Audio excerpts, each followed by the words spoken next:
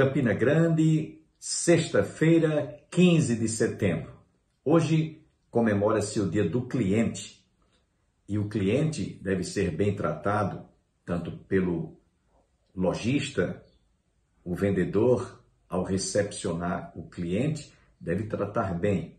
Porque se ele não se sentir bem tratado, recepcionado, jamais ele voltará àquele estabelecimento comercial. Portanto, no Dia do Cliente, nós deixamos esse recadinho para você que é vendedor, você que tem muitos clientes naturalmente e sabe como é que ele se sente cativado e muitas vezes quando é recebido com muita atenção, ele volta tantas vezes quantas ele necessitar.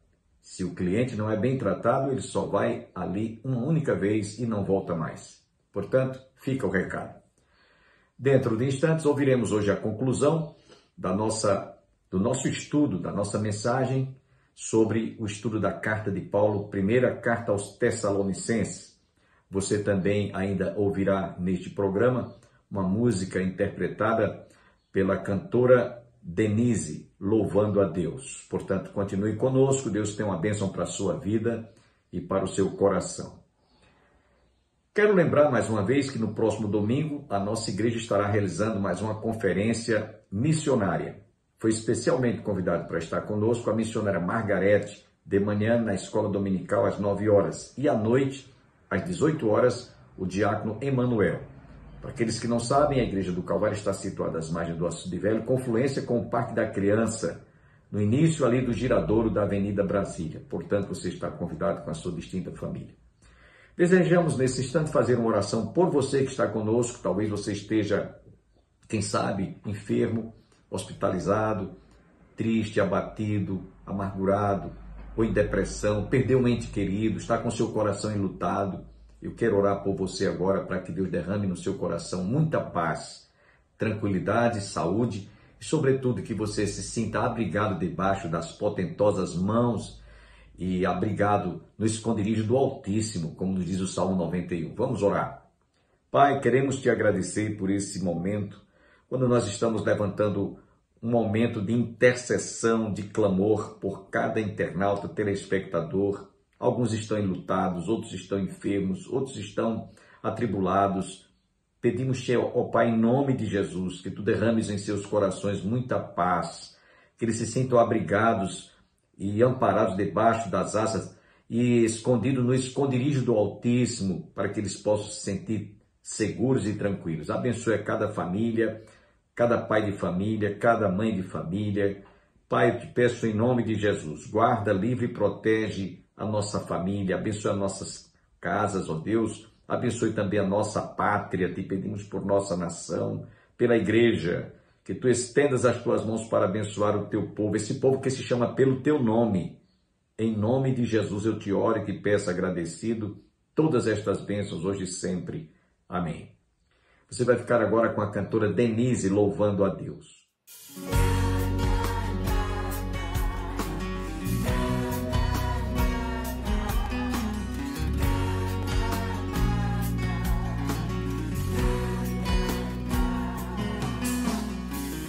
Não tenhas sobre ti um só cuidado, qualquer que seja,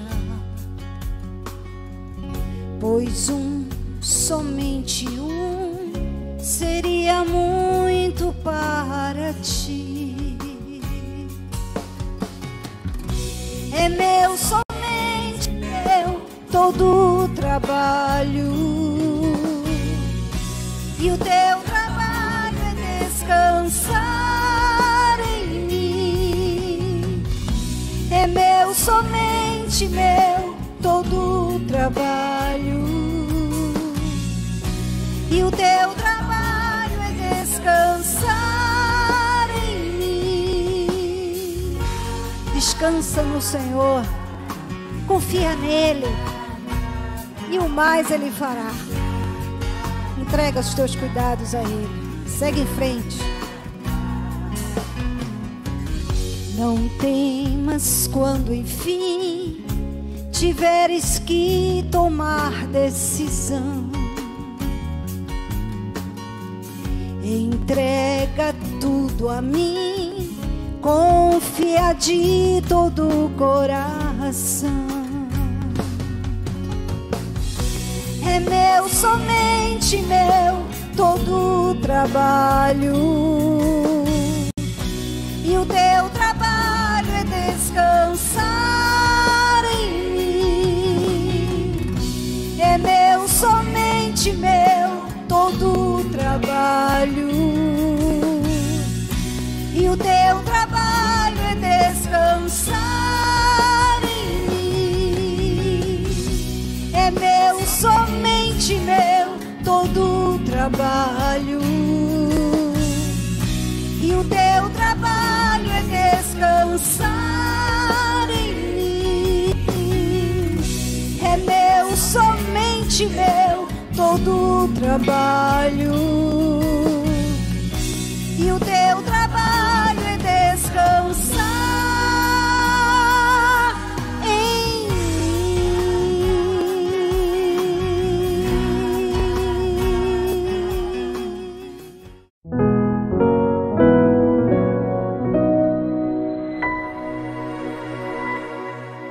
Mulher, tu falas como uma louca. O diabo usou a boca da mulher de Ló para que ele desistisse de continuar firme. Mas Satanás, quando volta, diz: Jó, te serve de balde, pele por pele, o homem vai lutar até enquanto puder, mas fere ele. Deus disse: tudo bem, pode feri-lo, mas não toque na alma. Está lá no livro de Atos, capítulo 1, versos 9 a 12. Então, meus irmãos, no capítulo 2 nós vemos que Satanás ainda continuou provocando, mas Deus permitiu. E no final das contas, Deus mostrou a Satanás que Jó servia a Deus, estava sendo fiel a Deus, independente dele estar com saúde, independente dele ter dinheiro, independente dele estar materialmente bem.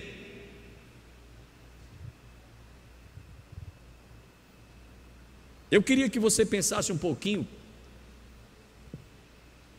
Por algum momento você se sentiu ameaçado, provocado por Satanás para deixar ou desistir de continuar servindo a Deus? Possivelmente, pastor, uma tentação, um pecado na sua vida, uma ameaça, alguma coisa que Satanás criou para que você ali pudesse então demonstrar sua firmeza. Agora, interessante, Deus muda e reverte aquilo que Satanás faz contra a sua obra em bênção. Paulo e Silas foram presos. Eles estavam inclusive sem liberdade de continuar pregando o evangelho fora daquela prisão depois que foram presos. Mas o que é que diz lá em Atos? Que enquanto eles estavam presos, eles oravam e cantavam. Satanás deixou eles aprisionados, presos, sem liberdade, mas não impediu que eles lá dentro do presídio fizessem a obra de Deus. Eu passei por uma experiência dessa há uns 15 anos atrás. Eu sofri um acidente e hoje existe aquilo que a justiça chama crime doloso e crime culposo. Eu fui julgado como pela morte por um atropelamento, não doloso, mas culposo. Quer dizer, você não tem intenção de tirar a vida de ninguém, mas um acidente, né? A pessoa se suicidou na hora que eu ia passando, ela se lançou no carro, então não tive como evitar. Isso me custou a seguinte pena. O juiz que me julgou a causa, ele disse: olha, pastor, o senhor tem duas coisas a escolher, porque de qualquer maneira houve uma morte, e o responsável foi o senhor, embora que não houve intenção de tirar a vida do cidadão, mas houve uma morte, e o senhor deve por isso. Ou o senhor quer que eu passe, o senhor quer que seja, sua carteira de habilitação seja retida por 6 meses, ou o senhor quer passar 6 meses pregando o evangelho lá no presídio?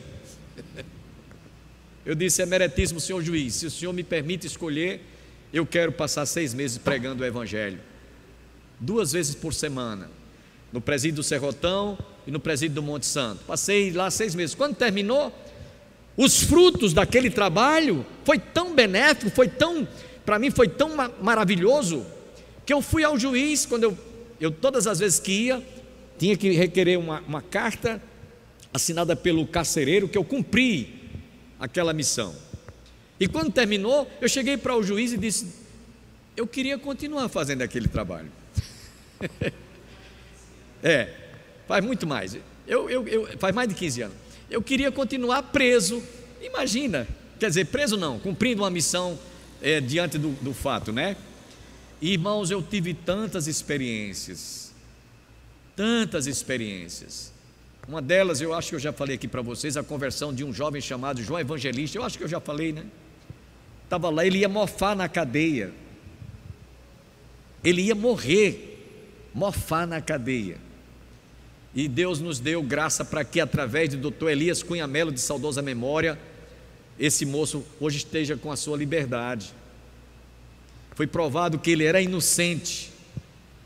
Aquela morte dos irmãos Procópios, eu acho que todos devem estar lembrados. Então Deus às vezes pega uma situação dessa, que Satanás às vezes provoca, e Deus transforma isso em bênção. Não por causa da morte do cidadão, mas pelo dever que eu tive que cumprir. Deus pegou aquilo ali e transformou numa bênção. Muitas conversões houve durante aquele período. Então, a igreja perseguida, ou os cristãos quando eram perseguidos, cristãos jogados nas arenas, diz a história da igreja, que enquanto o sangue escoava na terra, aquilo era como uma semente. Muitas pessoas que viam aquela cena ficavam impressionados, como é que estas pessoas estão se doando ao ponto de perder a sua vida por causa de Jesus. Então tem alguma coisa que essas pessoas defendem que é mais importante do que a própria vida, e muita gente se convertia. Dizem os historiadores que a época em que a igreja mais cresceu foi a época em que ela sofreu maiores perseguições. Bendita perseguição se vier hoje para muitos cristãos que estão acomodados. Então, o cristão genuinamente, cristão genuíno, verdadeiro, não é joio, é trigo. Se vier passar por alguma perseguição, por alguma provação, por alguma tribulação, possa ficar ciente que isso vai ser uma bênção para a sua vida. Amém? É que ninguém gosta de sofrer. Ninguém gosta de sofrer. Mas vale a pena sofrer por causa do nome de Jesus. Amém? Então, por isso que Paulo diz aqui no verso 18: por isso quisemos ir ter convosco, pelo menos eu, Paulo, não somente uma vez, mas duas, contudo Satanás nos barrou o caminho. Qual é o empecilho que Satanás está jogando para que você fique impedido de fazer a obra de Deus? Cada um de nós sabe, cada um tem alguma história a contar. No verso 19, Paulo diz: pois quem é a nossa esperança, ou alegria, ou coroa, em que exultamos na presença de nosso Senhor Jesus Cristo em sua vinda? Não sois vós? Nesse verso 19, Paulo está falando sobre a esperança que todos nós temos, que todos nós alimentamos em nossos corações. É a volta de Jesus. É por isso que o título, As Investidas de Satanás e a Esperança da Volta de Cristo. Meus irmãos, esta é a maior expectativa que o cristão deve ter: Jesus voltar para nos levar, Jesus vir nos buscar, ou pelo harpazo, que é o arrebatamento, ou pela morte. Eu queria que você parasse um pouquinho aqui e verificasse uma coisa que eu achei muito interessante. É uma curiosidade, aqui no finalzinho neste versículo 19. Por incrível que pareça, a curiosidade é a seguinte: em os últimos versículos de cada capítulo, capítulo 1, capítulo 2, capítulo 3, capítulo 4 e o capítulo 5, todos eles, Paulo fala da esperança da vinda de Jesus. Ou seja, Paulo está dizendo o seguinte: olha, vocês estão sofrendo, nós estamos sendo perseguidos, estamos sendo impedidos de fazer a obra de Deus, mas vocês tenham em mente a esperança de que o Senhor Jesus um dia virá nos buscar, e toda essa sensação de perseguição, de provação, de tribulação, tudo isso vai desaparecer, tudo isso vai acabar. Se chegar um ponto de nós sermos impedidos de fazermos as nossas transmissões, chegar o momento de nós sermos impedidos dessas portas ficarem fechadas, chegar o momento de sermos impedidos de pregar a palavra de Deus, como está acontecendo já em alguns estados, inclusive proibindo até que se pregue a palavra de Deus, que os educadores ensinem as escrituras, ensinem o evangelho. Hoje já está sendo realizado isso, não só aqui, mas em muitas partes do mundo. Alegremos-nos, porque está próxima a nossa redenção. Louvado seja o nome do Senhor. Hoje, em nossos dias, todos os acontecimentos, ou seja, o que estamos assistindo, vemos que estamos mais perto do que nunca da volta de Jesus. Se Paulo naqueles dias já tinha essa expectativa, imagine nós hoje que estamos vivendo hoje, apalpando esses sinais, esses acontecimentos. Não podemos prever que Jesus virá hoje, ou daqui a uma semana, ou daqui a um mês, ou tal data, não. Mas sabemos que estamos vivendo esse momento, em que pode acontecer a qualquer momento, a qualquer instante. Os nossos corações estão pedindo a volta de Jesus. Amém, meus irmãos? Os nossos corações pedem, a expectativa é essa: ora vem Senhor Jesus, Maranata, ora vem Senhor Jesus. Principalmente na segunda carta aos Tessalonicenses, aí Paulo, ele deslancha isso aqui. E eu digo que a gente está hoje fazendo essa oração, ora vem Senhor Jesus, esperamos que Ele volte para nos buscar, que todos os acontecimentos que nós estamos vendo ocorrer no mundo inteiro, meus irmãos, são prenúncios, a apostasia, a aprovação do aborto em vários países, a união de pessoas do mesmo sexo. A gente vê uma ameaça hoje alarmante de uma terceira G mundial. Estão prevendo que aconteça isso para o ano. Isso é o que a gente ouve de estrategistas políticos. Então nós vemos que o fim se aproxima, o fim se avizinha de forma assustadora, repentina. O que nos alegra, meus irmãos, é sabermos que nós vamos deixar esse mundo de vale de lágrimas, de tristeza, de decepções, de tantas coisas que nos entristecem.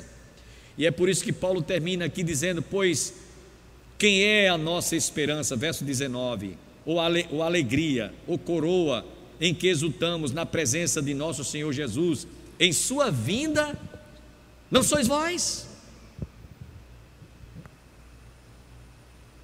Nesse versículo, Paulo está mostrando que aqueles cristãos era a sua maior alegria. No verso 20, para concluir, ele conclui dizendo: sim, vós sois realmente a nossa glória e a nossa alegria. Essa expressão que Paulo usa aqui,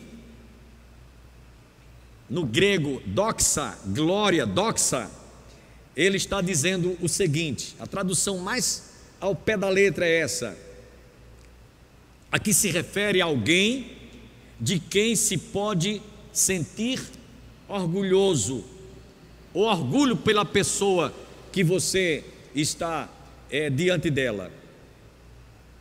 Alguém que você ganhou, alguém que você conquistou, alguém que você fez com que essa pessoa saísse das trevas e viesse para a luz. Então você se sente alegre, contente, feliz. E é por isso que ele diz: sim, vós sois realmente a nossa glória e a nossa alegria, para que possamos, quando o Senhor Jesus vier, estarmos com Ele. Paulo está dizendo: vocês são os nossos troféus. Quando o Senhor voltar, vocês são frutos desse penoso trabalho, o qual deu fruto no nosso ministério. Vocês são frutos do nosso ministério. E a coisa mais agradável para o cristão, meus irmãos, é quando ele consegue aproximar-se de alguém que não queria nada com Jesus, que não queria nada com a palavra, que não queria nada com a igreja, que não queria nada com Jesus, nem com o evangelho.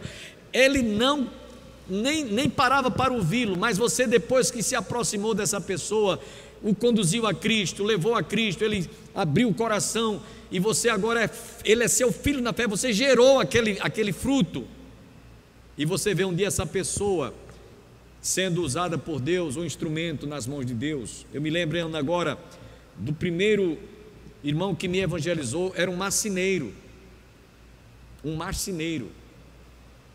E quando eu me converti em 1969, eu estava totalmente alienado de Deus, não queria saber do evangelho, nem de igreja, nem de nada. E eu cheguei para aquele senhor, seu Macilon, o nome dele, e eu era viciado, era usuário de cigarro, no começo comecei fumando. Eu cheguei para ele e disse assim: o senhor tem, eu não sabia que ele era evangélico, você tem um cigarro que possa me dar? Ele disse: não, mas eu tenho algo melhor do que um cigarro que você precisa, quando você receber, nunca mais você vai precisar de acender um cigarro. E eu disse: o que é que o senhor tem para me dar que é melhor do que um cigarro? Ele disse: Jesus. E me deu um folheto. Eu levei aquele folheto para casa, comecei a ler, e tive interesse e a curiosidade de conhecer outros evangelhos. Quando foi um outro dia, eu cheguei para ele: você tem outro folhetinho daquele que você me deu? Eu achei boa a leitura, me dê. Ele me deu, e a palavra foi penetrando no meu coração. E mais tarde, meus irmãos, Deus me chamou para a obra. Quer dizer, não sei nem se ele está vivo, não sei nem se ele ainda é vivo, mas eu imagino, se ele tivesse vivo e tivesse realmente a oportunidade de conversar, ele dizia: você é meu filho na fé, você é um pastor hoje, está à frente da igreja esses anos todos, eu lhe gerei. Quanta alegria ele ia sentir, por causa de uma petição: me dê um cigarro. E ele aproveitou para falar: eu não tenho cigarro, eu tenho algo melhor do que um cigarro, eu tenho Jesus, e não teve coisa melhor que eu já recebi na minha vida. Louvado seja o nome do Senhor. Então, aproveite, gere filhos na fé. Paulo disse: sim, vós sois realmente a nossa glória e a nossa alegria. Conclusão, irmãos: que lições poderemos extrair para a igreja dos nossos dias diante dessa explanação, as investidas de Satanás e a esperança da volta de Cristo? Que lições podemos extrair para a nossa vida? Temos 5 lições.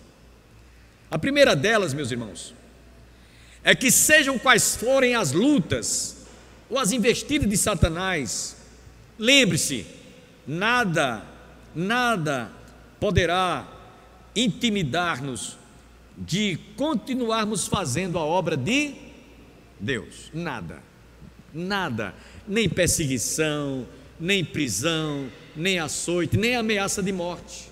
Essa é a primeira lição. Nada deve impedir que você continue fazendo a obra de Deus. Nada impediu que Paulo continuasse fazendo a obra lá naquela igreja em Tessalônica. A segunda lição sabemos que maior é aquele que está conosco do que aqueles que estão no mundo. Ponha isso no seu coração. Nós, embora sejamos minoria, estamos com aquele que é maior, como a gente canta aquele maior dos maiores. Amém, meus irmãos? Ele sim é aquele que prometeu que estaria conosco. Ele sim é aquele que diz: toda a autoridade me foi dada nos céus e na terra. E é com ele que eu conto. É ele que está conosco, é ele que está com a igreja. Portanto, saibamos que maior é aquele que está conosco do que aquele que está no mundo. Terceira lição: façamos a obra de Deus enquanto é dia, pois a noite vem quando ninguém mais pode trabalhar. Aproveite as oportunidades. Essa é uma das razões pelas quais nós que fazemos o programa Opção para a Vida há 32 anos, incontáveis vezes fui ameaçado de não ter condições de levar o programa adiante. Muitas vezes o nosso irmão Joacil Brito, nosso cinegrafista, que se converteu através do programa, sabe do que eu estou falando? Muitas vezes sem condições de pagar a emissora, na época quando era canal aberto, e muitas vezes ameaçado até por determinadas seitas, que a gente falava combatendo certas seitas, né? Quanto à observância do Shabat. Eu fui ameaçado, uma vez fui intimado a dar um direito de resposta. Você vê quanta luta. Mas é como diz a palavra de Deus: devemos pregar a tempo e a fora de tempo. Lembre-se, façamos a obra de Deus enquanto é dia, pois a noite vem quando ninguém mais pode trabalhar. Poderemos perder essa liberdade. Por isso não devemos parar. E esse é um dos motivos pelos quais, enfrentando todas essas lutas, 32 anos passados, estamos ainda com o programa Opção para a Vida no ar. Quarta e penúltima lição: quais têm sido os frutos que estamos produzindo? Ou estamos de mãos vazias? Quais são os frutos que nós temos produzido? Ou estamos de mãos vazias? Lembremos, meus irmãos, que nós vamos um dia estar diante do Senhor e Ele espera que cada um de nós apresentemos frutos desse ministério, desse trabalho. E por último, lembremos, Paulo escrevendo, inclusive nessa mesma epístola, ele diz: Cristo em vós é a esperança da glória. Cristo em vós, esperança da glória. Louvamos a Deus e agradecemos pela sua teleaudiência, você internauta da TV Master, TV a cabo, também que está conosco. Deus abençoe a sua família. E antes de encerrarmos o nosso programa, eu devo lembrar a todos que nesse próximo domingo, não deixe de frequentar, de participar da igreja mais próxima na sua casa, no seu bairro, na sua cidade. Há um templo evangélico. Vá ouvir a palavra de Deus. Jesus nos diz: quem é de Deus, escuta a palavra de Deus. E a fé vem pelo ouvir, e ouvir a palavra de Deus. Mas se você reside em Campina Grande e desejar nos visitar, a Igreja do Calvário está de portas abertas. Inclusive nesse domingo pela manhã, nós estaremos realizando a nossa conferência missionária. Foi especialmente convidado a nossa irmã missionária Margarete. Ela estará falando sobre missões transcultural. À noite, teremos também como preletor o diácono Emanuel, trazendo mais uma exposição sobre ministério transcultural, missões transcultural. Você não pode perder. Participe, venha prestigiar esta conferência neste domingo. Para aqueles que não sabem, sempre eu informo que a Igreja do Calvário está situada às margens do Açude Velho, confluência com o Parque da Criança, no início do giradouro da Avenida Brasília. Então você está convidado com a sua família, venha participar. E se você desejar também matricular o seu filho ou sua filha, adolescente ou criança, no Departamento dos Soldados de Cristo, nós temos reunião a partir das 14 horas todos os sábados. Aí você leva a sua criança, uma cópia de certidão de nascimento, e você pode fazer a sua pré-inscrição, a sua matrícula, para que o seu filho participe do Departamento Soldado de Cristo. Nosso departamento hoje pode dizer com muito orgulho que nós temos contribuído para que muitas crianças, quando crescidas, muitas delas seguem ou abraçam a carreira militar. Nós temos hoje alguns que são sargento, tenente, major do batalhão da Polícia Militar, outros estão servindo no Corpo de Bombeiros, outros se formaram em medicina. Nós temos alguns empresários executivos, todos frutos de um trabalho de educação, de formação religiosa através do Departamento dos Soldados de Cristo. Temos também algumas irmãs que hoje são enfermeiras, trabalham na área da saúde, por conta de ter sido também orientada, né? Nós temos, portanto, condições de preparar. Estamos realizando agora, inclusive, curso de desenho artístico. Temos também treinamento para saber como devem ser realizados os primeiros socorros em caso de incêndio, em caso de um acidente.